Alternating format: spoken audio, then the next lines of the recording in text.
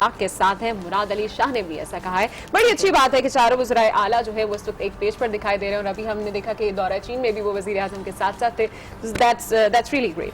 हाँ, और business recorder की जल्दी से मैं मेन लीड्स पढ़ देती हूँ। Leaders vow to build open economy, और सऊदी अरब के हवाले से यहाँ पर खबर लगी हुई है कि Saudi Arab energy minister Khalid Al Falih, Russian energy minister Alexander Novak shake hands after a joint briefing here on Monday. तो ये यहाँ पर पिक्चर भी है और आम खबर जो है इसको बनाया गया है। मुख्तलिफ शहरों का रुख करते हैं और जानते हैं। उससे पहले मेरे पास यहाँ पर डॉन की भी कुछ खबरें हैं जिनकी मेन लीड्स आपको बता देते हैं कि Pakistan tells ICJ Yadav confessed he is Indian spy.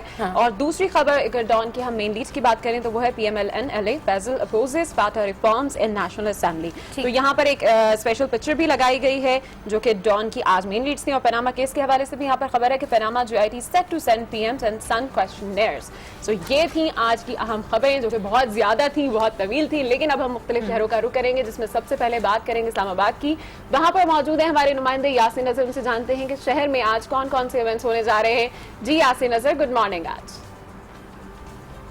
Ji good morning. पहले तो मुझे हंसी आ रही है जरदारी साहब का जो बयान है आपने पढ़ के सुनाया, साथ साथ आपको शहर इक़्तिदार की सियासी सूरत हाल, क्योंकि आज इलेक्शन कमीशन में भी कुछ केसेस हैं, साथ साथ आज पार्लियामेंट का इजलास है, कौमी असम्बली का इजलास, जिसमें मामूल की कार्रवाई है और ख़ास तौर पर कुलभूषण और जो दीगर मामलात हैं उस पर भी डिस्कस हो सकती है। सियासी माहौल जिस तरह बाहर हमें जलसों की सूरत में गर्म नज़र आता है, तो इस तरह कौमी असम्बली और सीनेट के जो इजलास थे उसमें भी आज यही मुतवक्के है। सीनेट का तो गैर महीना मुद्दत के लिए को बताएं, क्योंकि गुज़श्ता रोज़ यहाँ पर तेज़ धूप निकली थी, गर्मी की शिद्दत भी थी, लेकिन आज शहर इक़्तिदार ने जो शहर इक़्तिदार है इसको बादलों ने अपनी लपेट में ले रखा है और कोई गर्मी की शिद्दत भी हमें सुबह सुबह दिखाई नहीं देती और मौसम खुशगवार दिखाई देता है। चलें जी, यासिन नजर अपडेट कर रहे थे, आपका बहुत शुक्र करते हैं कराची का, जहां आज सिंध असम्बली का इजलास होने जा रहा है। इस पर बात करेंगे आज न्यूज़ के नुमाइंदे वकास खान से। वकास खान, आज सिंध असम्बली का इजलास है, उम्मीद करते हैं कि आज का इजलास भी मछली बाजार ना बन जाए। जी बिल्कुल, ऐसा है, तकरीबन रोज़ ही इसी तरह के मामला देखने में आते हैं और आज हो भी सकता है ऐसा, क्योंकि पब्लिक प्राइवेट डे है। आज अपोजिशन की जानिब से सवालात किए जाएंगे, उनके जवाबात लिए जाएंगे। इस हवाले से आज का सेशन रखा गया है। अपोजिशन की जानिब से आज शायद ये भी सवाल पूछा जा सकता है कि 2 दिन कबल जो PSP की रैली के ऊपर शेलिंग का वाक़या पेश आया था, तो उसके हवाले से सवालात पूछे जा सकते हैं। और PSP का भी ये लाएमल था कि उन्होंने आज के दिन का ऐलान किया था कि 48 घंटे के बाद आज वो प्रेस कॉन्फ्रेंस करते हुए अपने आइंदा के लाएअमल का ऐलान करेंगे। जी ठीक है, बहुत शुक्रिया वकास खान। अब हमें अपडेट कर रहे थे कराची से, करेंगे हम लाहौर का, मेरे शहर का, जहां पर मौजूद है हमारी नुमाइंदा हुमा भट्ट। उनसे जानते हैं कि पंजाब के किन किन शहरों में इंसदाद पोलियो मुहिम जारी रही है, और उससे भी पहले जानेंगे कि रात भर वहां पर बारिश होती रही है, बड़े हीटर स्ट्रिप हुए हैं, लाइट जो है वो नहीं थी, लेकिन मौसम खुशगवार था। इस हवाले से भी अपडेट कीजिएगा। हुमा, इस वक्त मौसम कैसा है लाहौर का? जी, इस वक्त मौसम बहुत बहुत बहुत सुहाना है, बहुत खूबसूरत है। ठंडी ठंडी हवाएं चल रही हैं और आसमान पर बादल है।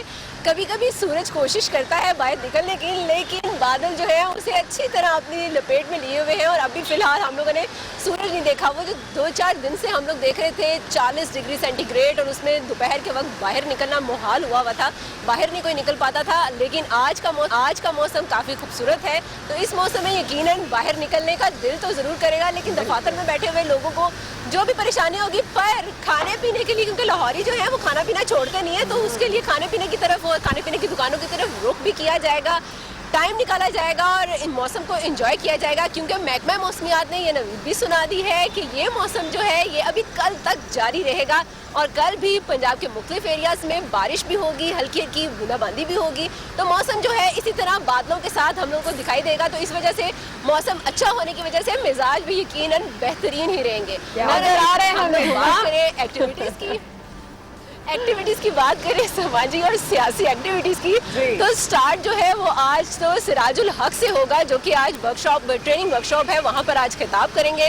उसके बाद एक वही समाज जो चल रही है स्पॉट फिक्सिंग के हवाले से, उस केस में शर्जील खान मौजूद है और वो जो उनके ऊपर इल्जामात लगाए गए हैं उनका दिफा करेंगे आज। फिर अभी तक कुछ रिजल्ट तो हम लोगों को सामने नजर नहीं आया है, लेकिन उसके बावजूद हम लोग तवक्को करते हैं कि जो भी गलत करता है उसको सजा जरूर मिलनी चाहिए, ताकि जो नेक्स्ट आने वाले प्लेयर्स हैं उनको पता पता हो कि कुछ बिल्कुल गलत किया ठीक कह रही जाएगा हैं तो उसके हुमा ऊपर बटा। सजा भी उन्हें मिलेगी। जी, हुमा और बटा इसके अपडेट- अलावा जी। यकीनन ट्रांसपोर्टर्स की हड़ताल जारी है, तो हाँ यार। ट्रांसपोर्टर्स की हड़ताल के हवाले से आज प्रेस कॉन्फ्रेंस जो है वो की जाएगी और उनके जो मुतालबात है या तो मान लिए जाएंगे या फिर चले थोड़ी ठीक सी है, हुमा उसमें बट से लाहौर लचक से दिखाई अपडेट कर रही जाएगी। थी, आपका बहुत शुक्रिया। और लाहौर का मौसम वास्ते बारिश हुई है बड़ी ठीक ठाक वाली। अच्छा, कल जब मैं यहाँ से ऑफिस से जा रही थी घर, तो मैंने वहीद भाई को पूछा, हमारे ड्राइवर को, कि वहीद भाई जो बाहर मौसम अच्छा हो रहा है, ये मैंने चश्मा लगाया हुआ है या वाकई बाहर का मौसम अच्छा हो रहा है? तो उन्होंने कहा लीजिए आज मौसम अच्छा हो रहा है। तो कल दिन में कराची का मौसम भी बहुत अच्छा था। आगे बढ़ते हैं, हाफिजाबाद का रुख करते हैं। हाफिजाबाद में 3 रोजा इंसदाद पोलियो मुहिम आज दूसरे रोज भी जारी है। इसी हवाले से मजीद तफसीलात जानने के लिए हमारे साथ मौजूद है आज न्यूज़ के नुमाइंदे अंजुम सुहेल। अंजुम सुहेल, अपडेट कीजिए। जी बिल्कुल, मुल्क के दीगर शहरों की तरह हाफिजाबाद में भी 3 रोज़ा इंसदाद पोलियो मुहिम जारी है। इस 3 रोज़ा मुहिम के दौरान हाफिजाबाद में 5 साल तक की उम्र के तकरीबन 2,06,000 बच्चों को हफाजी कतरे पिलाए जा रहे हैं, जिनके लिए महकमा सेहत की जानिब से 482 टीमें तश्कील दी गई हैं। आज इस मुहिम का दूसरा रोज़ा है और अगर पहले दिन की बात की जाए तो उसमें महकमा सेहत की इन टीमों ने तकरीबन 70,000 बच्चों को हफाजी कतरे पिलाए हैं और आज और कल में तकरीबन 1,36,000 बच्चों को हफाजी कतरे पिलाए जाएंगे।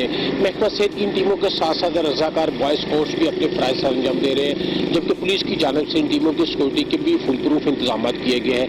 महकमा सेहत, WHO और दीगर अदारों की रिपोर्ट के हवाले से बात की जाए तो उनका यही कहना कि पाकिस्तान में पोलियो के मर्ज पर काफ़ी हद तक काबू पाया जा चुका है और उम्मीद की जा रही है कि बहुत जल्द पाकिस्तान पोलियो फ्री मुल्क भी बन जाएगा। महकमा सेहत, ज़िला इंतजामिया और दीगर जो मुतल्लिका अदारों के हकाम है, उनका यही कहना है कि अवाम महकमा सेहत की इन टीमों के साथ ताउन करें और अपने बच्चों को ठीक है, बहुत बार की शुक्रिया मजबूरी से बचाने हाफिजाबाद के से आप लिए। हमें अपडेट कर रहे थे। आगे बढ़ते हैं और उनमें कुछ मजीद न्यूज स्टोरीज भी आपको बताते चलते हैं। जी हाँ, गुड मॉर्निंग। आज में मजीद आपको बताएं कि कराची के इलाके सरजानी में एक दर्दनाक वाकया पेश आया, जहां 16 साल रुखसार को शारून शौकत ने भगाकर शादी की और आज शादी के 9 माह बाद कत्ल कर डाला। दरिंदा सिर्फ शौहर को वाकये में मुलविस होने के शवाहिद मिलने पर पुलिस ने गिरफ्तार कर लिया है। मकतूला के वालिद ने बताया कि शारून मैके से पैसे न लाने पर बेटी को तशद्दुद का निशाना बनाया। मुलजिम शौहर है कि वो जब आया तो बीवी पंखे से लटकी हुई थी। This is so sad. जहां पर हम विमेन एम्पावरमेंट की बात करते हैं, खवातीन के हुकूक की बात करते हैं, वहीं हमारे शहर कायद में भी इस तरह के वाक़े पेश आते हैं। पता नहीं क्या हो रहा है। आगे बढ़ते हैं और आपको बताएं कि सिंध हाई कोर्ट की जानिब से कराची में हैवी ट्रैफिक गाड़ियों की आमदरफ्त पर मुकम्मल पाबंदी के खिलाफ ट्रांसपोर्टर्स अलायंस ने 60 रोज से हड़ताल कर रखी है। बंदरगाह से सनतों तक खाम माल की तरसील न होने से फैक्ट्रियों में पैदावारी अमल जमूद का शिकार है, जबकि शहर में बड़ी गाड़ियों में दाखिला तो ना हो सका। अलबत्ता हड़ताल के नतीजे में मुल्की मईशत को अरबों रुपए का नुकसान है। और दूसरी जानिब हम देखते हैं कि कुछ ट्रांसपोर्टर्स की भी इस वक्त हड़ताल जारी है। तो 2 रोज में कहा जा रहा है कि अगर ट्रांसपोर्टर्स की हड़ताल खत्म ना हुई तो शायद रमजान मुबारक में भी खाने पीने की अशिया में किल्लत पैदा हो सकती है। This is so sad. और अब बात कर लेते हैं वजीर ट्रांसपोर्ट सिंध नासिर हुसैन शाह की, जिन्होंने कराची में PSP कारकुनों और पुलिस में झड़पों की जिम्मेदारी PSP पर डाल दी। कहते हैं कराची के अवाम ने मिलियन मार्च को मुस्तरद कर दिया। सिंध में हर किसी को एहतजाज की इजाजत है, लेकिन किसी को कानून हाथ में नहीं लेने दिया जाएगा। मिलियन मार्च को FTC तक की इजाजत थी, लेकिन सारा ड्रामा PSP का प्लान करता था और ऐसा मौकफ सामने आया है नासिर हुसैन शाह साहब का। और लेट्स सी अब PSP का क्या मौकफ होगा इस सारी सूरत हाल के बाद। जैसा कि हम कल भी बात कर रहे थे कि PSP कह रही थी कि वो अपना वाज़ेह मौकफ बयान करेगी। और उसके साथ साथ बात अगर हम करें कुछ रमजान मुबारक की, तो रमजान मुबारक की भी आमद है और आजकल खबरें भी जो है वो उसके गिरती गर्दिश कर रही हैं। तो हमारे पास भी बहुत सी चीजें हैं रमजान मुबारक में आपको ऑफर करने के लिए, लेकिन यहाँ पर लेंगे एक छोटी सी ब्रेक, जिसके बाद शामिल करेंगे खाना बनाने का झटपट तरीका।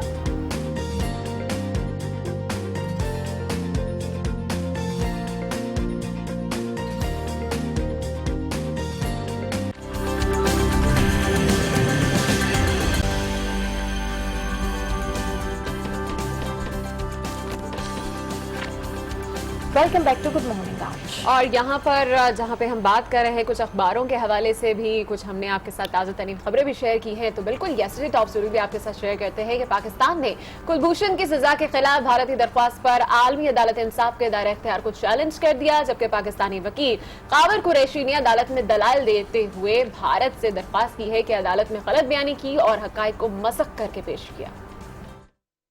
आलमी अदालत इंसाफ में पाकिस्तान का दिफा मारूफ कानूनदान खावर कुरैशी ने किया। उन्होंने भारतीय खुफिया एजेंसी रॉ के एजेंट कुलभूषण की सजा के दिफा में भरपूर दलाइल दिए। पाकिस्तानी वकील खावर कुरैशी ने अदालत में भारत के साबिका मौक़िफ़ को अपना हथियार बनाया और केस की सुनवाई के लिए अदालती दायर इख्तियार को चैलेंज किया।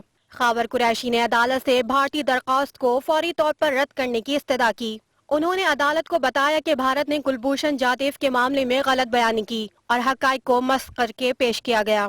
पाकिस्तानी वकील ने अदालत में दलाइल दिए कि वियना कन्वेंशन किसी मुल्क के दाखिली मामलात में मदाखलत की इजाज़त नहीं देता। भारत ने कुलभूषण जादेव को मुबारक पटेल के नाम से पासपोर्ट जारी किया। एक शख्स को 2 पासपोर्ट कैसे जारी हो सकते हैं? उन्होंने अदालत को बताया कि भारत ने दरख्वास्त में मौक़िफ़ अपनाया है कि कुलभूषण को ईरान से अगवा करके लाया गया, जो कि बिल्कुल गलत है। कुलभूषण जादेव को पाकिस्तान के सूबे बलोचिस्तान से गिरफ्तार किया गया। और अखबारात के एडिटोरियल में कॉलमनिस्ट क्या लिख रहे हैं, जिस पर नजर डालने के लिए हमारे साथ मौजूद हैं हमारे लाहौर के ब्यूरो चीफ अनवार हाशमी साहब। अस्सलाम वालेकुम, वेलकम टू गुड मॉर्निंग। आज कैसे हैं आप? वालेकुम अस्सलाम, मैं बिल्कुल ठीक हूँ जी। क्या लिख रहे हैं आज एडिटोरियल्स? देखिए, आज भी अखबारात ने तो अपनी इदारियों का मौजू वही बनाया है जो आप लोग पिछले 2-3 रोज़ से डिस्कस करते आए हैं। 1 बेल्ट 1 रोड समिट जो चाइना में हो रही है, 29 ममालिक के सरबराहान उसमें शरीक है। नफीस साहब और आप लोग बहुत डिस्कस कर चुके हैं, लेकिन आज की इदारियों से जो मैंने अखज़ किया है, जो उर्दू और अंग्रेज़ी के अखबारात ने आज भी इसको बहुत ही इंपॉर्टेंस दी है कि बुनियादी तौर पे आप देखें कि बाकी डिटेल आप पढ़ चुके हैं कि चाइना जो कि 60 की दिहाई में जो रेशम की प्रोडक्ट थी उसके हवाले से पूरी दुनिया में उसका एक नाम था, लेकिन उसका मसला ये था कि दुनिया से उसके राब्ते नहीं थे। आज भी आप देखें कि कभी वो सड़क को शारा रेशम का नाम देता है, कभी वो सिल्क रूट का नाम देता है। तो बुनियादी तौर पे एक तवील अरसे के बाद तकरीबन 6000 साल पुरानी उनकी तारीख है रेशम बनाने में, रेशम का कपड़ा जिससे बनता है जी। तो आज भी वहाँ पे एक अजायब घर है जिसका जिक्र चाइनीज सदर ने इस कॉन्फ्रेंस में भी किया है। तो आज वो बताना चाहते हैं कि उन्होंने अपनी मेहनत को जारी रखा है और आज इस कॉन्फ्रेंस के मौका पे उन्होंने मैसेज दिया है कि वो दुनिया की 60% मार्केट पहुँच चुके हैं और 3 बरआज़मों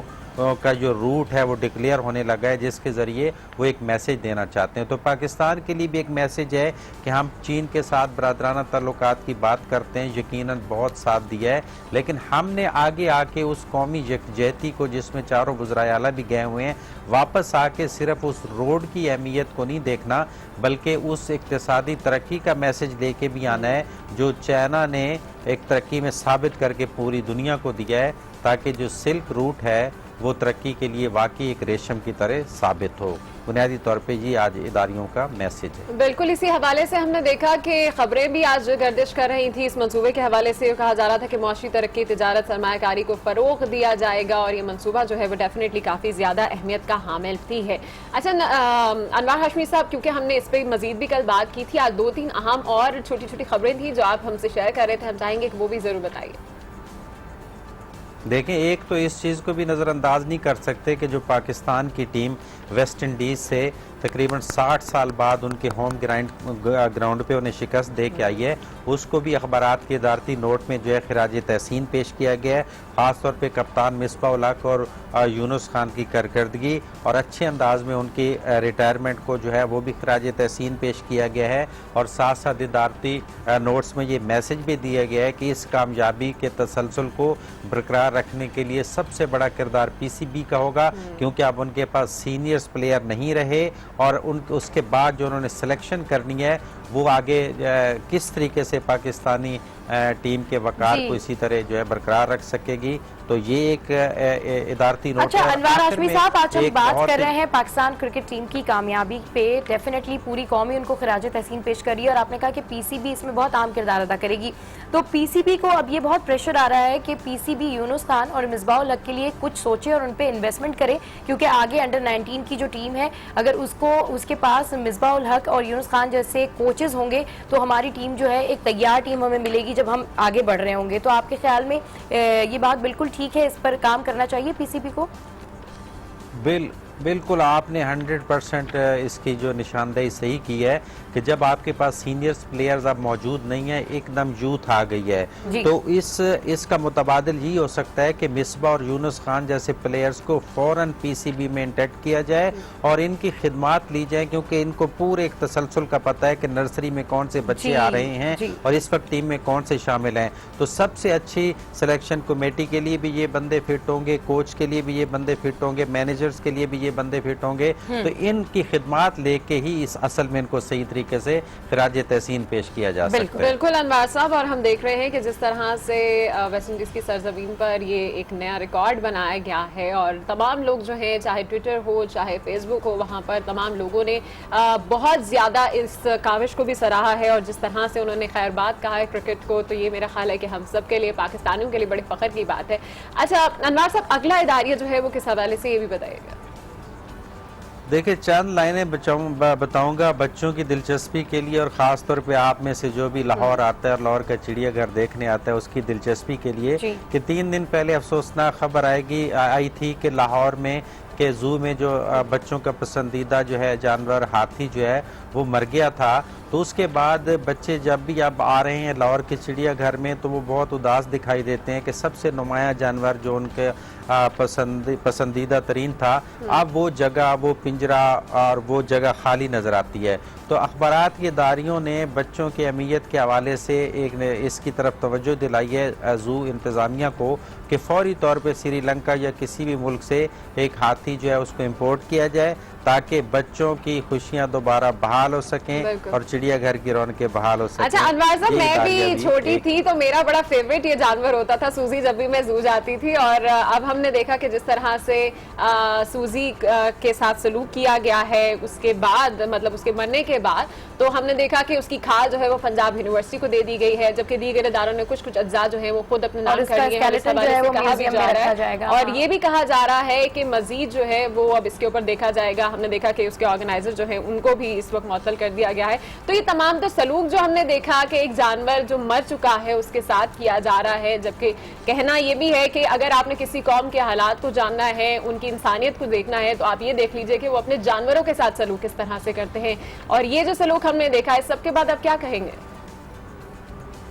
जी बिल्कुल, ये बाद का सलूक तो बाद की बात है, लेकिन उससे पहले की जो खबर इसके खिलाफ इंक्वायरी भी हो रही है कि सूजी जो है वो बहुत अरसे से बीमार थी, खासतौर पे टांगों की बीमारी उसको लाहक थी और पिछले तकरीबन 90 से 100 घंटे वो बैठ भी नहीं सकी, जिसकी वजह से उसकी डेथ हो गई। तो सबसे ज्यादा तशवीशनाक बात यह है कि जानवरों के जितने माहिरीन वहाँ पे लाखों रुपए तनख्वाह ले रहे हैं वो उन पे तवज्जो तक नहीं दे सके, और उसके इलाज की दुनिया में बड़ी आसानी से सारे इलाज मौजूद। इतना जुल्म किया गया है कि वो उस पे इस तरह तवज्जो नहीं दी गई और बाद में उसके साथ जो किया गया वो अलग है। तो जानवरों की देखभाल के हवाले से जू के डायरेक्टर जो है उसे भी मुतवज्जो होना पड़ेगा, क्योंकि आलमी इदारे जितने भी हैं जानवरों के वो हर वक्त फंड और इमदाद देने के लिए तैयार नजर आते हैं, तो बेहिसी खत्म करनी पड़ेगी। बिल्कुल सही कह रहे हैं अनवार हाशमी साहब। सूजी के हवाले से बात की, सूजी की टांगों में भी दर्द था और कुछ लंग्स का भी उसको इशू था, और 1992 में ये सूजी लाई गई थी यहाँ पर जब वो 6 या 7 साल की थी, और ये अफ्रीका से लाई गई थी। और ये लाहौर में बच्चों का फेवरेट जिसको कहते हैं ना जानवर, उसकी हाथी की सवारी करना, इवन मुझे खुद इतना पसंद है। मैं कभी लाहौर नहीं गई, लेकिन डेफिनेटली मैंने सूजी के बारे में सुना बहुत है, क्योंकि हम देखते रहते थे टेलीविजन पे कि सूजी के ऊपर बच्चे जो हैं ईद के दिन भी हाथी की सवारी कर रहे हैं। और जब मैंने ये खबर सुनी कि सूजी इस तरीके से तड़प तड़प कर उसने अपनी जान दे दी, तो डेफिनेटली ये सवाल उठता है कि हमारे यहाँ हम एक तो बच्चों की तफरीह का कोई सामान मुहैया नहीं करते हैं, और अगर हम अच्छी चीज या कोई अच्छा जानवर कहीं से ले आए तो फिर हम उसकी केयर नहीं करते हैं। और स्पेशली लाहौर जैसे शहर में जहाँ पर चिड़ियाघर में लोग जौक दर जौक जाते हैं, चाहे ईद हो या कोई भी त्यौहार हो। तो अनवार हाशमी साहब, आपसे पूछना चाहूंगी कि इस पे ओवरऑल लाहौर के बच्चों में और आवाम का क्या रिएक्शन था? बिल्कुल, देखें बच्चे तो मासूम होते हैं, उनका तो जब भी हमारे ऑफिस के करीब ही है चिड़ियाघर, तो हम वहाँ पे हमारी टीम गई है, तो बच्चों का तो एक ही मुतालबा है कि जितनी जल्दी हो सके हाथी लाया जाए, और ख़ास तौर पे ईद पे जो चिड़ियाघर में अगर हाथी ना हुआ तो बच्चों की ईद तो जो है वो ख़राब ही होगी, क्योंकि उनका पहला मुतालबा ही होता है कि पहले चिड़ियाघर जाएंगे, फिर वालिदैन अगर पार्क जाना चाहें तो उनके साथ जाएंगे। तो सबसे पहले तो बच्चों की उदासी दूर करनी पड़ेगी। बिल्कुल बिल्कुल ठीक कह रहे हैं अनवार हाशमी साहब। हमारे करनी साथ पड़े। मौजूद है लाइन पर और वो यही बात करें कि सबसे पहले बच्चों की उदासी दूर करनी पड़ेगी और साथ ही साथ सबा ये भी कहा जाता है कि क्या होगा। सूजी जो है वो 35 इयर्स की थी, जबकि अगर एवरेज एक हम बताएं कि किसी जानवर की, हाथी की स्पेशली अगर बात करें तो उसकी एज 65 तक होती है, जो फिगर्स अब तक मेरे पास पहुंचे हैं। तो बड़े अफसोस की बात है, गफलत तो जो है वो हमें जरूर नजर आई है सब में। बिल्कुल, आगे बढ़ते हैं और टॉप वर्ल्ड स्टोरी शामिल करते हैं। आपको बताएं कि चीनी सदर का कहना है कि हम पूरी दुनिया के साथ मिलकर काम करना चाहते हैं। फोरम के जरिए दुनिया को मुस्बत पैगाम पहुंचा। वन बेल्ट वन रोड से दुनिया के तमाम ममालिक मुस्तफीद होंगे।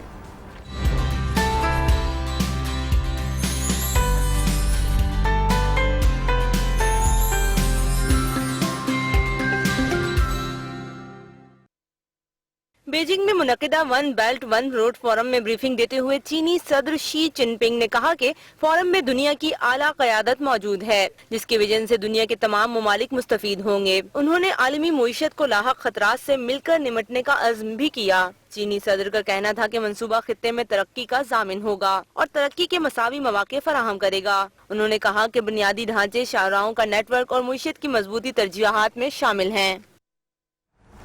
और अब नजर डालते हैं मजीद कुछ आलमी खबरों पर, जिसमें सबसे पहले आपको बताएं कि अमरीकी सदर डोनाल्ड ट्रंप और रूसी वजीर खारजा के दरमियान खुफिया मुलाकात का इंकशाफ हुआ है। वाशिंगटन पोस्ट के मुताबिक ट्रंप ने मुलाकात में रूसी वजीर खारजा को खुफिया मालूमात दी।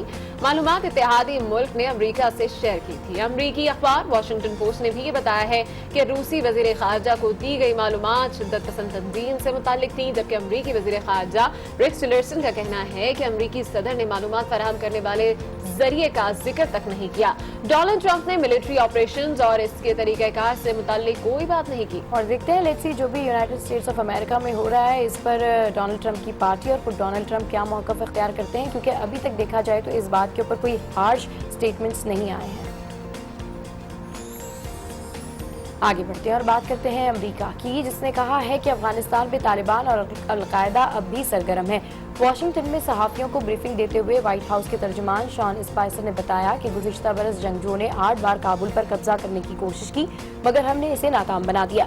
एक सवाल के जवाब में शॉन स्पाइसर ने कहा कि अमरीकी सदर डोनाल्ड ट्रंप ने जेम्स कोमी की बरतरफी से मुतालिक जो इक़दाम उठाया वो बिल्कुल सही है। और कुछ लोग कह रहे हैं कि जेम्स कोमी को सही बरतरफ किया, कुछ लोग कह रहे हैं नहीं, उनको पूछना चाहिए था। उनके हवाले से ये बातें हो रही थी कि जी फंड्स के अंदर उन्होंने कुछ खुदबुद की है, लेकिन जो वहाँ का जस्टिस डिपार्टमेंट है उन्होंने उनको क्लियर करा दिया है। I don't know what's going on.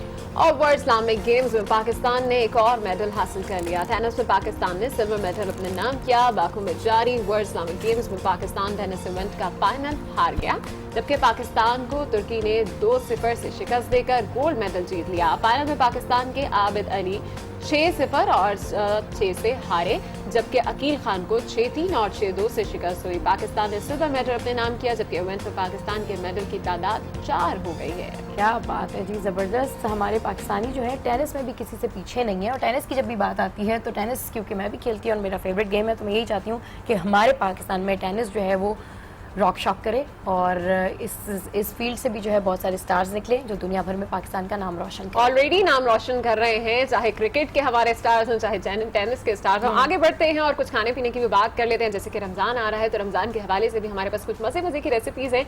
देखते हैं रैपिड रेसिपी में।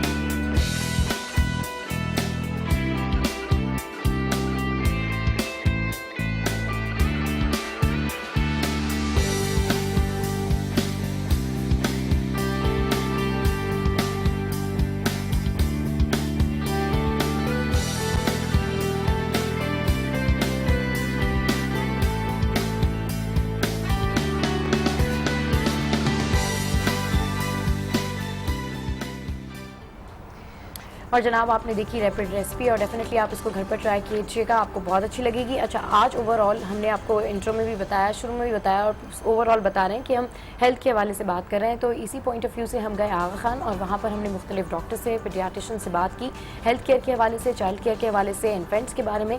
तो आपको दिखाते हैं कि वहाँ पर डॉक्टर्स का क्या कहना था और किस किस तरह के पेशेंट्स वहाँ पर आए हुए थे अपनी अपनी कंप्लेंट्स लेकर और किस तरीके से डॉक्टर्स ने उनको कैरी ऑन करके सेहतियाब किया। यहाँ पर लेंगे एक छोटी सी ब्रेक, जिसके बाद हम आपको डायरेक्टली ज्वाइन करेंगे आगा खान हॉस्पिटल से, जहाँ पर हमने डॉक्टर से भी बात की है। Don't go anywhere, stay with us, keep watching good Morning आज।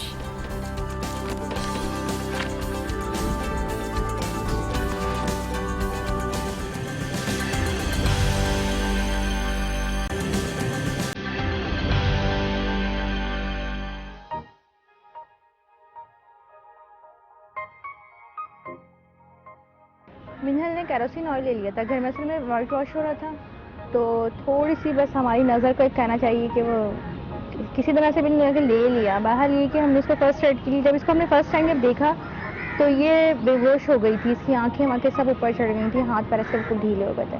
फिर हमें करीबी हॉस्पिटल ले गए, उन्होंने कहा किसी बड़े हॉस्पिटल, फिर उस हॉस्पिटल से उन्होंने कहा और बड़े हॉस्पिटल, इसको वैन नहीं मिल रहा था कहीं पर भी।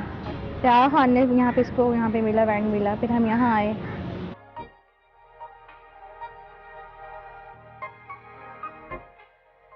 फर्स्ट हम इसको इमरजेंसी में लेकर आए थे, मगर चांसेस इसके बहुत कम थे जब हम इसको यहाँ लेकर आए थे, जैसी कंडीशन थी। मगर डॉक्टर कल्बी अब्बास ने हमें उम्मीद पूरी दी थी कि मैं पूरा मतलब जो मुझसे हो सकेगा मैं करूँगा, अगर आप ज़हनी तौर पर इसके लिए तैयार रहिएगा। बाहर ये कि डे बाई डे ये बेहतर हो रही थी, मगर कंप्लीट ये वैंड पर थी, अपनी सांस नहीं ले सकती थी, ये वैंड पर थी ये। तो ये तकरीबन ये 8 से 10 दिन बाद इसने आँखें खोली, थोड़ा सा पहचाना, बोल नहीं सकती थी ये, बोल नहीं पाती थी ये, कोशिश करती थी वो बोल नहीं पाती थी। फिर ये कि कुछ फाइनेंशियली भी हमें प्रॉब्लम्स हो गई थी, जितना हमसे था हम कर सकते थे कर लिया। मगर ये कि डॉक्टर्स ने हमें यहाँ के मशवरा दिए कि आप वेलफेयर पे जाइए, वहाँ पे बात करें। तो अल्हम्दुलिल्लाह इन्होंने हमारी बहुत हेल्प करी है, जो कि शायद हम अफोर्ड नहीं कर सकते थे, मगर इन्होंने हमारे लिए बहुत हेल्प करी है। सबने कोऑपरेट किया, मतलब हमें लगता था हमारे दुख में ये हमारे साथ हैं सब। इसको उससे फिट्स भी आए थे, 2 आए थे, तो उसके अलग डॉक्टर्स हैं यहाँ पर, मगर ये माशाल्लाह ने कंप्लीट ठीक है, ये कोई प्रॉब्लम नहीं है, मतलब नॉर्मल बच्ची है ये।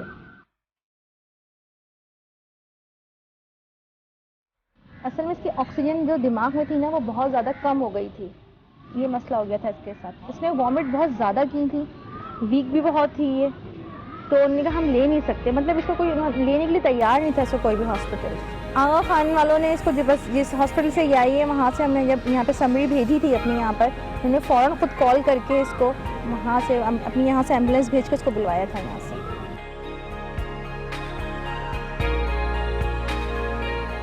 ये रिपोर्ट आप लोगों ने देखी है और इस रिपोर्ट के हवाले से ही मजीद बातचीत भी करेंगे। इस वक्त आपको बताएं कि हम लोग मौजूद हैं आगा खान यूनिवर्सिटी हॉस्पिटल में और हमारे साथ मौजूद हैं डॉक्टर कल्बी अब्बास साहब, असिस्टेंट प्रोफेसर हैं पीडियाट्रिक्स के। इन्हीं से बात करेंगे। अस्सलाम वालेकुम and welcome to Good Morning. वालेकुम अस्सलाम, थैंक यू।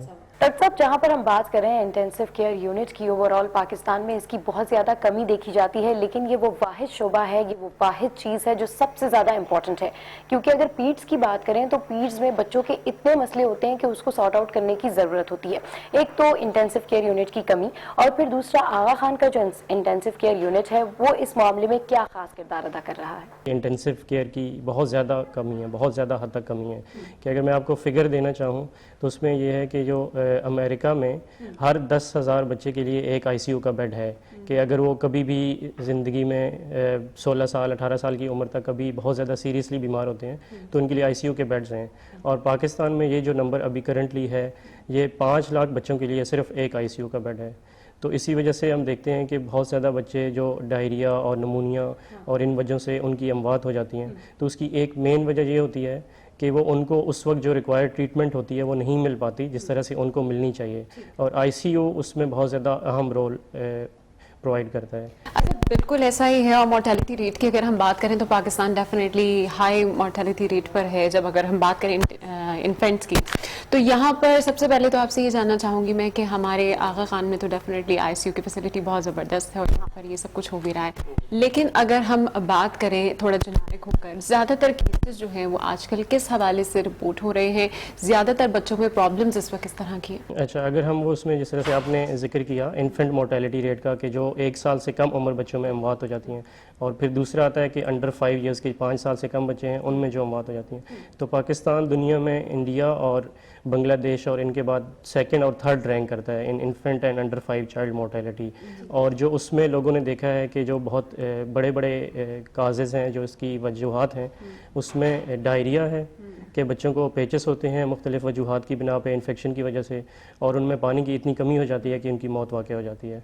इसी तरह से नमूनिया होता है बहुत वजहों की वजह से, और उसकी वजह से क्या होता है कि बच्चों को ऑक्सीजन की कमी होती है, सांस में मुश्किलात होती हैं, और उस ऑक्सीजन की कमी की वजह से उनकी अमवात हो जाती हैं। और फिर लोगों ने देखा भी होगा कि आजकल खसरा जो है वो बहुत ज़्यादा आ रहा है, तो उस बहुत ज़्यादा है, तो खसरा भी जो है ये भी सांस की बीमारी भी करता है, ये डायरिया भी कर सकता है, और इसमें पूरे तकरीबन जिस्म को भी ये इन्वॉल्व कर सकता है, इवन दिमाग में भी ये इन्फेक्शन जाके कर सकता है। तो ये बड़ी बड़ी, इसके अलावा ब्लड में भी इन्फेक्शन हो जाती हैं, जिसको हम सेप्सिस कहते हैं अपनी मेडिकल लैंग्वेज में, तो उसकी वजह से भी बहुत ज़्यादा ये अमवात हो रही हैं। तो ये बड़ी बड़ी वजूहात हैं जिनकी वजह से बच्चों में पाकिस्तान में ये सारी अमवात हो रही हैं। और ये सारी ऐसी हैं कि ये ट्रीट हो सकती हैं, इनमें से कोई भी ऐसी नहीं है कि जिसका कोई इलाज ना हो। सिर्फ अगर इन बच्चों को एडिक्वेट ट्रीटमेंट मिल जाए in the very first hours, first days, तो ये बिल्कुल नॉर्मल इंसान बन के नॉर्मल ज़िंदगी गुजार सकते हैं। अच्छा, इन डिजीज़ के हवाले से भी बात करेंगे कि इसकी रोकथाम के लिए पेरेंट्स को क्या अवेयरनेस दी जा सकती है, लेकिन सबसे पहले हम बात करते हैं PICU के बारे में और NICU के बारे में। इन दोनों के बिटवीन क्या डिफरेंस है ये बताएं, क्योंकि बहुत सारे लोग इस चीज़ में बड़ा कंफ्यूज रहते हैं कि न्यू नेट भी शायद उसी PICU में जाते हैं जिसमें जो है थोड़े से बड़े मेच्योर बच्चे जाते हैं। बहुत अच्छा क्वेश्चन है। अब इसमें ये है कि जो NICU होता है वो होता है न्यूनेटल इंटेंसिव केयर। तो जो बच्चा पैदाइश के वक्त अगर उसको सांस की मुश्किलात हैं या कोई और मसला है जिसकी वजह से उसको ICU की ज़रूरत है, तो वो न्यूनेटल इंटेंसिव केयर में जाता है। इसी तरह से बहुत सारे बच्चे होते हैं जो वक्त से पहले पैदा हो जाते हैं, जिसको हम प्री मेच्योर बर्थ कहते हैं, तो उनकी केयर भी जो होती है वो NICU में होती है। और NICU में 1 दिन से लेके 28 दिन तक के बच्चों की केयर होती है। अगर वो बच्चे उसके बाद कभी बीमार होते हैं तो फिर वो आते हैं पीडियाट्रिक ICU में। और ये डिवीज़न इस वजह से रखी गई है ताकि स्पेशलाइज्ड केयर उनको जो उस वक्त ज़रूरत है वो उस वक्त उनको मिल सके।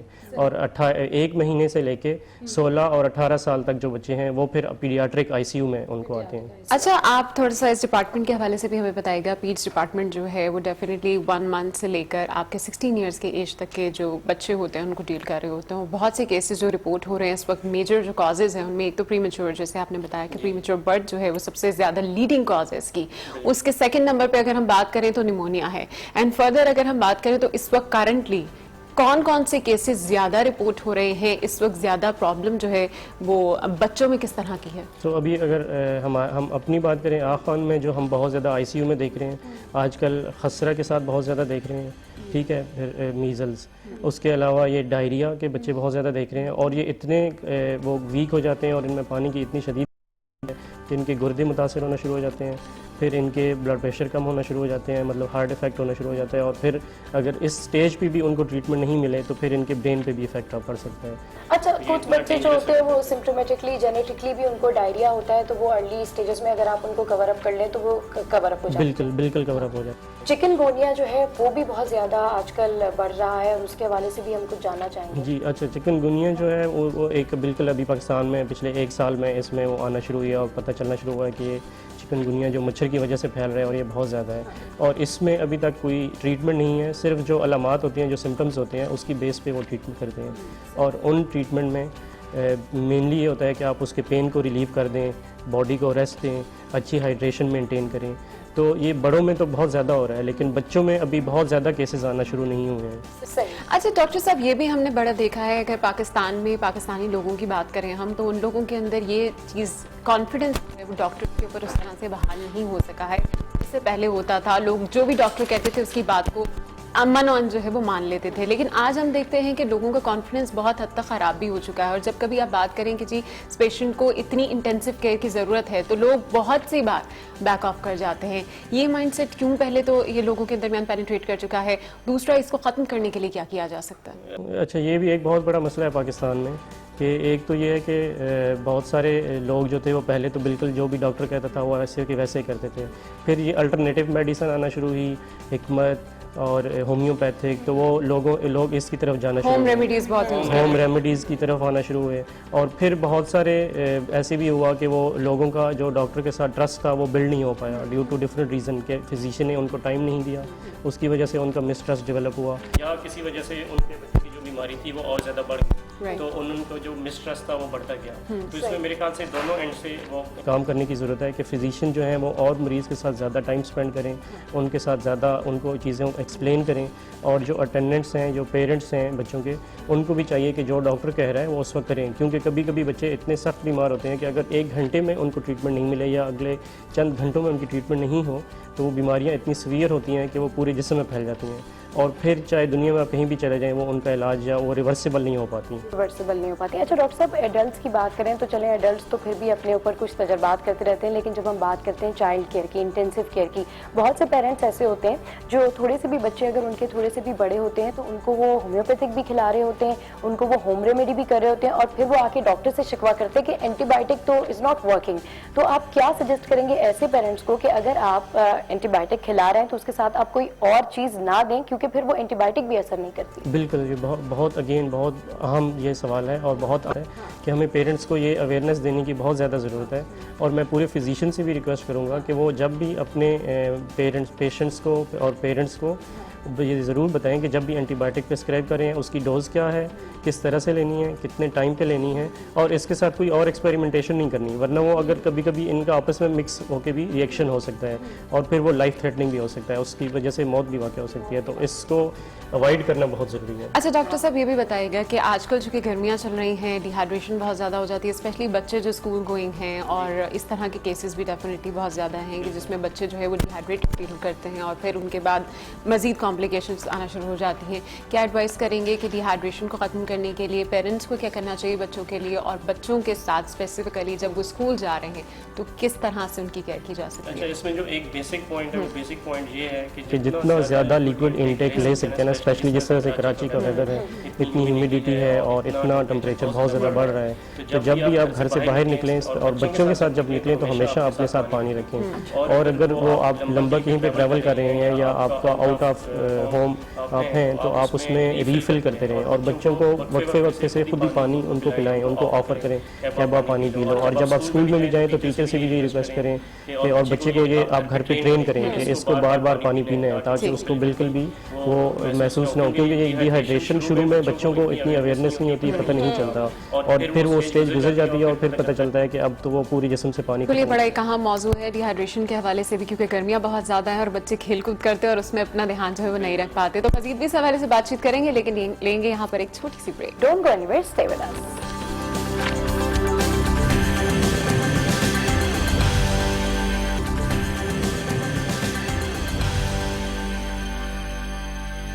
Welcome back to Good Morning आज। और इस वक्त हमारे दरमियान जो बच्ची बैठी हुई हैं, इनका नाम है मिनहल खान, और ये जब डॉक्टर साहब के पास आई थी तो इनकी क्या क्लिनिकल एग्जामिनेशन थी, क्या कंडीशन थी, ये जानेंगे डॉक्टर साहब से। लेकिन सबसे पहले इनकी वालदा भी हमारे साथ बैठी हुई हैं। अस्सलाम वालेकुम, कैसी हैं आप? इन्होंने कैरोसिन ऑयल पी लिया था जी?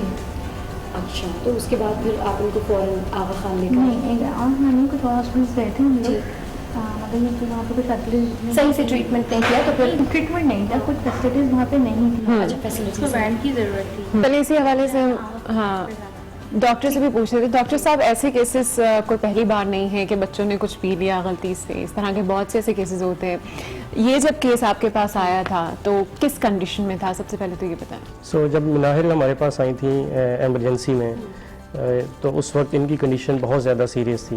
हमें ये लग रहा था कि शायद हम इनकी बहुत ज़्यादा हेल्प नहीं कर सकें और इनको नहीं बचा सकें, क्योंकि इनके फेफड़ों में इतने ज़्यादा नुकसान हो चुका था और इनको ऑक्सीजन की कमी हो रही थी, और आपको पता है कि ऑक्सीजन के बगैर वो तो फिर हाँ किया कि इनको फ़ौरन से आईसीयू में एडमिट किया, इनको इनकी बॉडी को रेस्ट देके इनको वेंटिलेटर पे डाल दिया ताकि इनके जो फेफड़ों का काम है वो वेंटिलेटर की मदद से हो। और फिर इनको हमने कुछ दिन इनके फेफड़ों को रेस्ट दी, इनकी स्पोर्टिव ट्रीटमेंट की। इनको इतनी ऑक्सीजन की कमी हो गई थी कि उसका असर दिमाग को होना शुरू हो गया था और इनको बीच में झटके भी आए थे। और ये 2 हफ्ते हमारे पास रहीं, लेकिन अल्लाह का शुक्र है कि वो इनके इसके पेरेंट्स की दुआओं से और हमारी कोशिशों से मनाहिल अभी हमारे दरमियान मौजूद हैं और माशाल्लाह से ग्रो भी कर रही हैं। डॉक्टर साहब, यही चीज़ मैं आपसे पूछ रही थी कि इस तरह के केसेस को पहली बार नहीं है, ऐसा होता ही रहता है नॉर्मली। और अक्सर लोग, मैंने जैसे कि आपको बताया कि जब आप तक ये चीज़ या आप तक केस पहुंचा तो बहुत ज़्यादा बुरी कंडीशन में था। लोगों को नहीं पता होता कि हमें ICU तक कब लेकर जाना है या हमें हॉस्पिटल्स तक कब अप्रोच करना है। इनिशियली वो घर में ही कोई ना कोई रेमेडीज करना शुरू कर देते हैं। तो अगर ऐसी कोई सिचुएशन हो जाती है और फौरी तौर पे बच्चे ने कुछ खा लिया उल्टा सीधा या पी लिया, फर्स्ट एड घर में पेरेंट्स किस तरह से दे सकते हैं? तो उसमें ये बहुत इंपॉर्टेंट क्वेश्चन है कि अगर बच्चे ने कोई ऐसी चीज़ पी ली है कि जो जिस तरह से इन्होंने कैरोसिन पी लिया था, इस तरह बहुत सारे बच्चे होते हैं। तो बहुत सारे पेरेंट्स क्या करते हैं कि होम रेमेडी करना शुरू कर देते हैं। कुछ वो इनको दूध पिलाना शुरू कर देते हैं, कुछ बनाना देते हैं, कुछ इवन वो मुंह में उंगली डाल के वॉमिटिंग भी करवाते हैं। तो इस तरह की चीज़ें बहुत डेंजरस हो सकती हैं, क्योंकि जब वो वॉमिट करेंगे तो बहुत ज़्यादा रिस्क ये होता है कि वो सारी चीज़ इनके फेफड़ों में चली जाएगी वॉमिट करने से। अच्छा। और चूंकि कैरोसिन ऑयल और इन चीज़ों के फ्यूम्स होते हैं और वो फ्यूम्स जब बच्चा सांस लेता है तो वो फेफड़ों में चले जाते हैं और वहाँ पे जाके वो नुकसान करना शुरू कर देते हैं। तो मेरी एडवाइस तो ये है कि अगर इस तरह का कुछ हो जाता है, अगर तो बच्चा खुद उल्टी करता है फिर तो ठीक है, आपने उसको कोई उल्टी नहीं करवानी, कोई घर पे होम रेमेडी नहीं करनी। जो भी आपके घर के नज़दीक इमरजेंसी है जहाँ पे जिस अस्पताल में, फ़ौरन से वहाँ पे लेके जाएं। और बीच में अगर बच्चे की तबीयत ख़राब हो रही है तो उसको एक साइड पे करवट पे लेटा दें, ठीक है, ताकि उसकी सांस का जो रास्ता है वो खुला रहे और वो बहाल रहे और वो सांस लेते रहे और वो जल्दी से जल्दी उसको इमरजेंसी में लेके जाएं। फिर जब वो इमरजेंसी में पहुंच जाते हैं तो फिर उसके बाद वो आगे प्रोसेस जो है वो फिजिशियन। डॉक्टर साहब, इस तरह के जब भी कोई केसेस आते हैं, इस तरह के जब भी कोई पेशेंट्स आते हैं तो डेफिनेटली वो बहुत ज़्यादा अर्जेंसी में होते हैं, बहुत ज़्यादा उनके अंदर कन्फ्यूजन होती है, परेशान होते हैं। समटाइम्स ये होता है कि कुछ लोगों को ये अवेयरनेस ही नहीं होती है कि अगर बच्चे ने कोई चीज़ कैरोसिन पी ली है या कोई और ऐसी प्रोडक्ट पी ली है तो हम उसको सर्टन पीडियाट्रिक्स के पास लेकर जाएं, वो जनरल फिजिशियन के पास भी ले जाते हैं और फिर उसको वो रेफ़र करते हैं कि नहीं आप तो ये पीड्स का केस है या आप फलां जगह ले जाएं या फलां जगह ले जाएं। जैसे कि इन्होंने कहा कि कुछ फैसिलिटीज़ नहीं थी हॉस्पिटल में, तो एक्यूरेटली इस तरह के कौन से सेंटर्स हैं जहाँ पर अगर इस तरह का कभी कोई इंसिडेंट पेश आए तो वालिदैन फ़ौरन से अपने बच्चों को वहाँ ले जाए? तो इसमें देखिए, सबसे पहले तो ये होता है कि बच्चे को कोई भी फिजिशियन देखे, जो फर्स्ट प्रायोरिटी होती है। लेकिन अगर आपका बच्चा छोटा है, छोटे से मुराद है कि अगर 2 साल से कम है और आपको लग रहा है कि पीने के साथ ही उसकी तबीयत ख़राब हो गई है या बहुत ज़्यादा उसका कलर चेंज हो रहा है, उसको सांस में बहुत ज़्यादा मुश्किलात आ रही हैं, तो फिर आप उसको सीधा जो बच्चों का अस्पताल है या जो बच्चों की इमरजेंसी है उसमें लेके जाएं, ताकि बच्चों का स्पेशलिस्ट उसको देखे और उसको जो रिक्वायर्ड ट्रीटमेंट है वो उस वक्त ही उसको मिले। बिल्कुल। सादिया जी भी हमारे साथ है। सादिया जी, आपसे बात करना चाहेंगे कि जब इन्होंने कैरोसिन ऑयल पिया था तो आपको इनिशियल सिम्टम्स क्या नज़र आए थे और आपको कैसे पता चला? क्योंकि डेफिनेटली ज़रा सी भी आपकी नेग्लिजेंस होती है और बेबी जो है वो सफ़र करना शुरू कर देता है। कैसे आपको पता चला? कोई साइन एंड सिम्टम्स आपने उस टाइम महसूस किए या फिर इनकी तबीयत एकदम से बिगड़ी? क्या हुआ था? इसीलिए बेहोश हो गई थी। बेहोश हो गई थी? इसकी आंखें बिल्कुल ऊपर चढ़ गई थी। अच्छा। वही भूखी थी, इसने सुबह में नाश्ता भी नहीं किया हुआ था, नहीं फीटर वगैरह कुछ नहीं लिया था इसने, तो ये बेहोश हो गई थी। इसकी आंखें बिल्कुल ऊपर चढ़ गई थी और हाथ पे ढीले हो गए थे इसको, राइट, मतलब होश नहीं था इसको। फिर आप डॉक्टर के पास गई? यहाँ करीबी हॉस्पिटल गए, मैंने कहा आप किसी और बड़े हॉस्पिटल, 2-3 हॉस्पिटल से होते बाहर हम लोग फिर यहाँ पहुँचे। अच्छा डॉक्टर साहब, जब ये आपके पास आई तो सबसे पहले तो एक डॉक्टर के लिए ये जज करना बड़ा मुश्किल होता है कि आया जो भी हमें हिस्ट्री मिल रही है वो ठीक है या नहीं है, और इतनी सर्टन सिचुएशन में, इतनी अर्जेंट सिचुएशन के अंदर एक डॉक्टर के ऊपर ये जिम्मेदारी होती है कि वो सही से हिस्ट्री ले और उसके बाद वही ट्रीटमेंट आगे फॉलो करे। तो डेफिनेटली इन्होंने बताया कि कैरोसिन ऑयल पी लिया, लेकिन कुछ ना कुछ हमारी भी कुछ एग्जामिनेशन होती हैं, कुछ क्लिनिकल चीज़ें होती हैं जिससे पता चलता है कि नहीं एक्यूरेटली ये है। तो फौरी तौर पर फिर आपने इनके कौन से टेस्ट किए और क्या इनको? जी बिल्कुल। तो इसमें एक तो एग्जामिनेशन का पार्ट आ जाता है और दूसरा पार्ट आता है कि हम उसमें क्या क्या टेस्ट करवाएंगे, लेबॉर्ट्री के, एक्सरे के। तो पहले तो हमने जब इनकी कंडीशन देखी तो उस वक्त ये अंदाज़ा हो गया कि इनकी कंडीशन बहुत सीरियस है, तो उस वक्त हमने फैसला कर लिया कि इसको हमने ऑक्सीजन देनी है और फिर वेंटिलेटर पे डालना है। और साथ साथ ही हम हिस्ट्री भी लेते रहते हैं और पेशेंट की ट्रीटमेंट, जिस तरह कैनुला लगाना है, ड्रिप्स लगानी है और साथ ही एक्सरे करवाना है कि एक्सरे को बुला के पोर्टेबल मशीन से और इनका एक्सरे करवाएं ताकि हमें एग्जैक्टली पता चले कि लंग की कंडीशन क्या है एक्सरे में देखने में।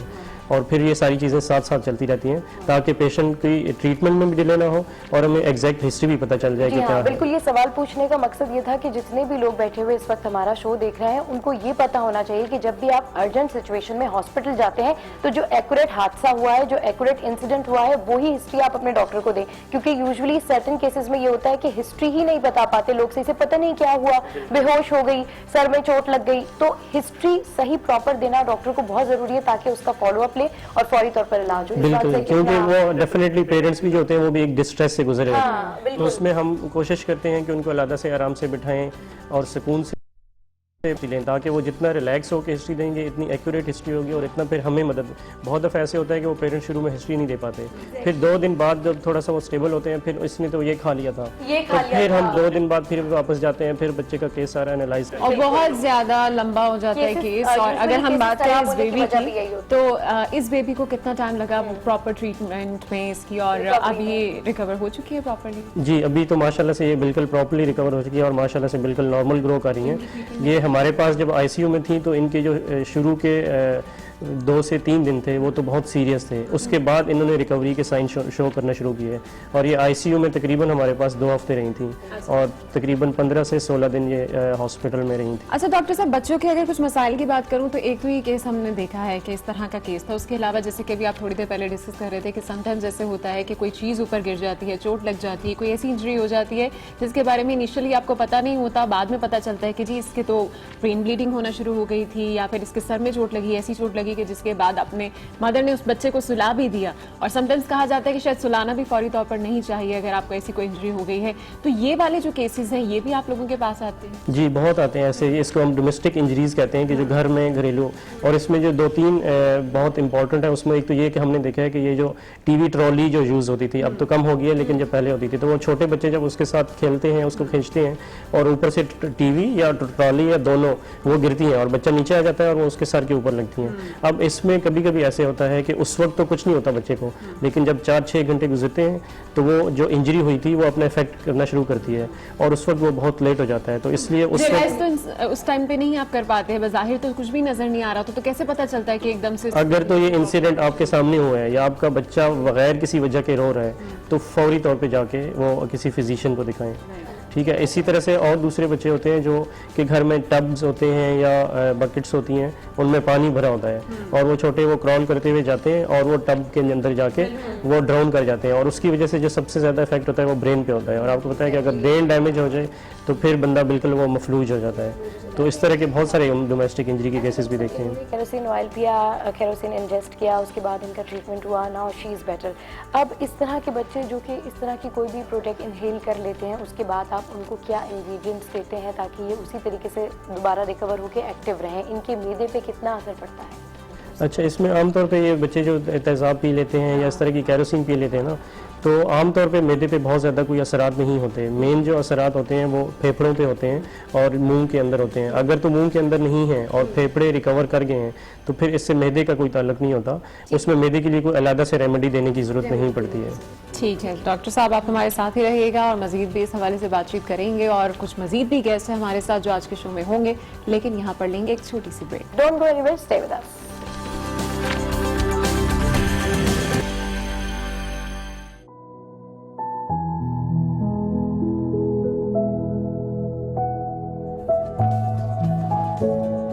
कार्डियो में इलाज चला इसका तो घर वाले मुतमईन नहीं हो रहे थे वहाँ पे, पेचीदगी बढ़ती गई इसके साथ।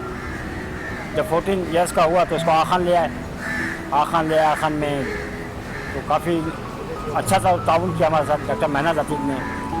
जब 2013 में इसको मिल आए हॉस्पिटल में, आखान हॉस्पिटल में, तो इसकी कंडीशन भी बहुत ख़राब थी, ठीक है। जब डॉक्टर महनाज अतीक को दिखाया उसने काफ़ी हमारी हेल्प की। फिर चलते चलते 2016 में, मई 2016 में इसका ऑपरेशन किया डॉक्टर महनाज अतीक ने, जहनी तौर पे हमें तैयार किया।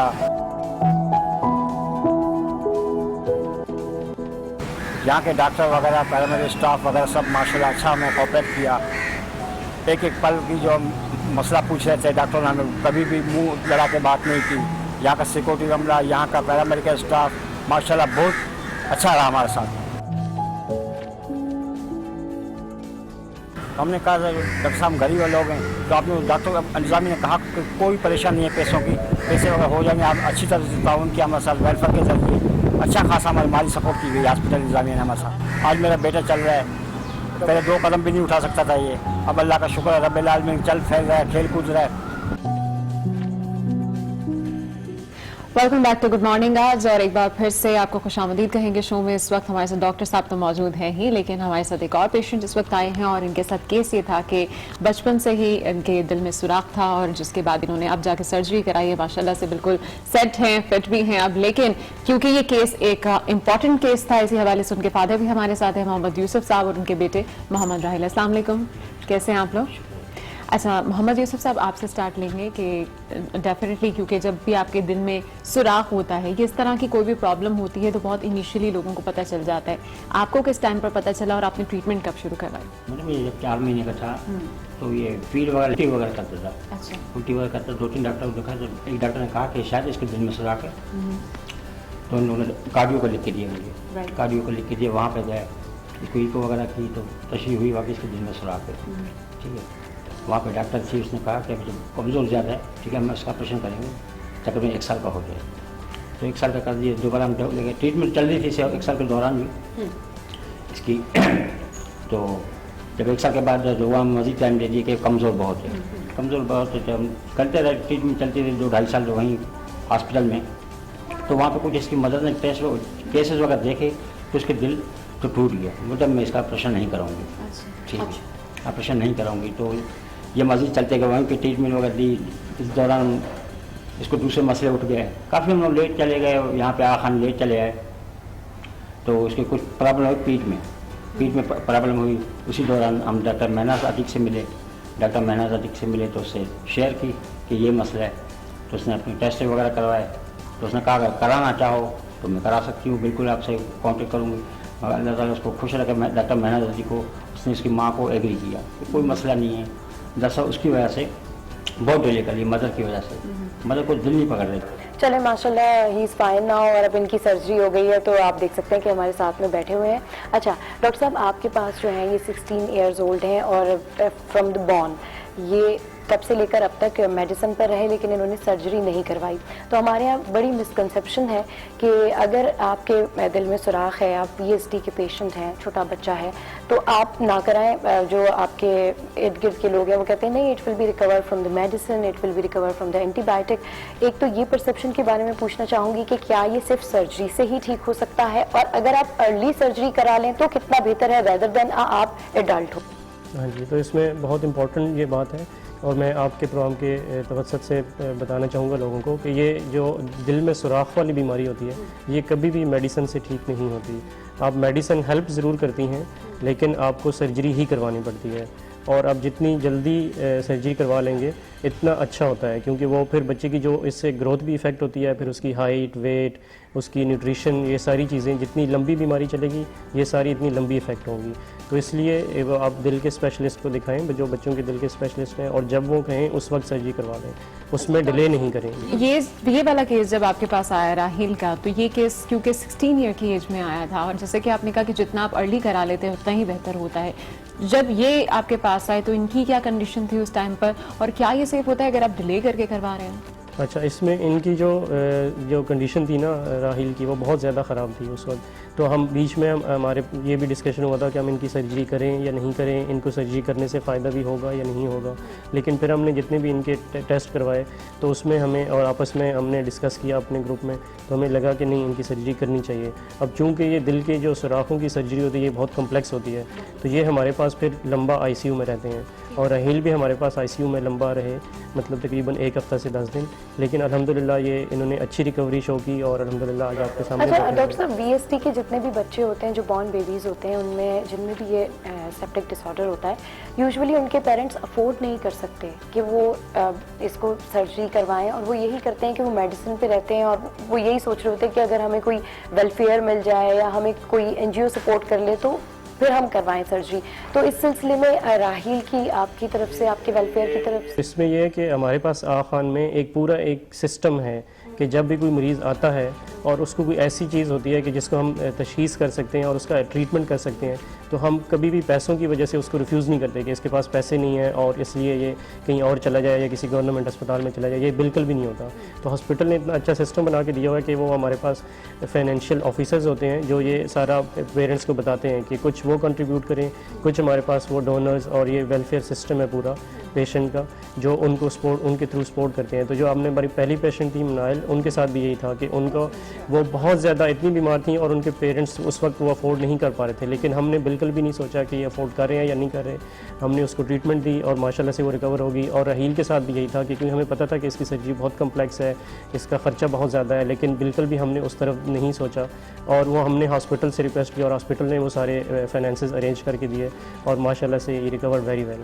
माशाल्लाह, वो तो हम देख भी सकते हैं, हमारे साथ भी मौजूद है सर। अच्छा डॉक्टर साहब, इस केस के बारे में मज़ीद थोड़ी सी हम बात करना चाहेंगे और जानना चाहेंगे कि अक्सर ऐसे केसेस जो हम देखते हैं, बच्चे पैदा होते हैं और जिनके दिलों में सुराख होता है, ज़्यादातर रीज़न क्या होते हैं? आपने बताया कि जेनेटिक भी होता है समवेयर, समटाइम्स मदर्स की भी कोई नेग्लिजेंस होती है ड्यूरिंग प्रेगनेंसी, क्या ऐसा भी कोई रीज़न है? अच्छा, इसमें मेन जो इसका वजूहत होती हैं वो तो वही होती हैं कि जेनेटिकली हो जाती हैं, वो जीन्स में आपकी कोई प्रॉब्लम आती है जिसकी वजह से वो स्ट्रक्चर नॉर्मल नहीं बन पाता। लेकिन कभी कभी अगर मदर्स को कोई इन्फेक्शन हो जाए, जिस तरह से ये रुबेला होती है या कुछ और इन्फेक्शंस होती हैं, अगर उसकी वजह से हो जाए तो उसमें भी जो दिल का पूरा स्ट्रक्चर बनना होता है उसमें प्रॉब्लम्स आ जाती हैं। बॉल कोई रह जाता है या कोई एक जो नस होती है वो खुली रह जाती है, तो उस वजह से भी हो सकता है। लेकिन ऐसा नहीं होता कि मदर कोई डाइट लेगी तो उसकी वजह से हो जाएगा या मदर कोई बदपरहेज़ी, ऐसी इनसे नहीं होता। हाँ, कोई डीप इन्फेक्शन हो तो ही होता है। अच्छा, सर्जरी हो गई, ही इज़ फाइन नाउ, अब एंडोकार्डाइटिस का क्या करें? अच्छा, अगेन बहुत अच्छा क्वेश्चन है कि ये जो एंडोकार्डाइटिस कहते हैं कि जो दिल के अंदर वाल्व होते हैं ना, अगर उनमें जरासीम जाके वो चिपक जाते हैं वहाँ पे और वो इन्फेक्शन करते रहते हैं और वो कभी कभी एंटीबायोटिक से भी ठीक नहीं हो पाते, तो ये जब वो उनको रिपेयर नहीं हुआ होता, उनकी सर्जरी नहीं होती, उस वक्त भी होता है और कुछ अरसा सर्जरी होने के बाद भी ये होता है। तो उसमें जब वो पेशेंट्स हमारे पास आते हैं तो हम उनको बताते हैं कि अगर इसको लंबा बुखार रहता है, इसको सांस में तकलीफ़ होती है, इसके जोड़ों में दर्द होता है, तो आपने फ़ौरन दिखाना है। तो फिर हम इसका इकोकार्डियोग्राफी करते हैं और फिर इनको एंटीबायोटिक स्टार्ट करते हैं। उसके लिए प्रिकॉशंस क्या हैं? उसके लिए प्रिकॉशंस ये हैं कि एक तो आपकी डेंटल हाइजीन अच्छी हो, कि आप ब्रश करें, ठीक है, अपनी हैंड हाइजीन अच्छी रखें कि जब भी आप खाना खाने जाएं, खाना खाने के बाद आप अच्छी तरह से हाथ धोएं, ठीक है, वॉशरूम के बाद आप अच्छी तरह से हाथ धोएं। सर्टेन काइंड ऑफ फ्लॉस, और वो बताते हैं कि इस तरह से ब्रश करना है, ब्रशिंग को बहुत ज़्यादा नहीं करना है ताकि वो गम्स को अटैक ना करे, इस तरह बिल्कुल, तो ब्लीडिंग ना शुरू हो जाए, डैमेज। एग्जैक्टली, कि जिन लोगों को कैविटीज़ या उनका प्रॉब्लम होता है तो उनके लिए फ्लॉसिंग होती है ताकि वो, और जब भी खाना खा लें आप कुल्ली करें, और बेहतर है कि आप दिन में 2 मरतबा ब्रश करें, एक सुबह और एक में रात को सोने से पहले, जब आप डिनर कर लें उसके बाद भी अगर आप करें तो that is the best thing. अच्छा डॉक्टर साहब, ये भी बताइएगा कि इस तरह के जो पेशेंट्स होते हैं अक्सर, उनके लिए फिजिकल एक्टिविटीज़ करना ज़रूरी होता है या नहीं होता, या उन्हें बिल्कुल ही इस चीज़ का बैकआउट कर देना चाहिए क्योंकि आपका डेफिनेटली ब्रीदिंग जो है वो मज़ीद बढ़ जाती है? इस टाइप के केसेस लोगों को इस बारे में अवेयरनेस नहीं है कि अगर आपको इस तरह की कोई प्रॉब्लम है, हार्ट का कोई इशू है, ऐसे में फिजिकल एक्टिविटीज़ कौन कौन सी होनी चाहिए, कार्डियो एक्सरसाइजेस क्या? अच्छा, इसमें यह है कि जब वो बच्चे, जब उनकी जिनकी सर्जरी नहीं हुई तो उनमें तो इतना रिजर्व नहीं होता कि वो थोड़ा सा चलते हैं तो वो थकना शुरू कर देते हैं। जिस तरह से राहील के केस में भी यही था कि जब भी हमारे पास आए थे तो ये थोड़ा सा चल भी नहीं पाते थे, इनकी सांस इतनी ख़राब हो पाती थी।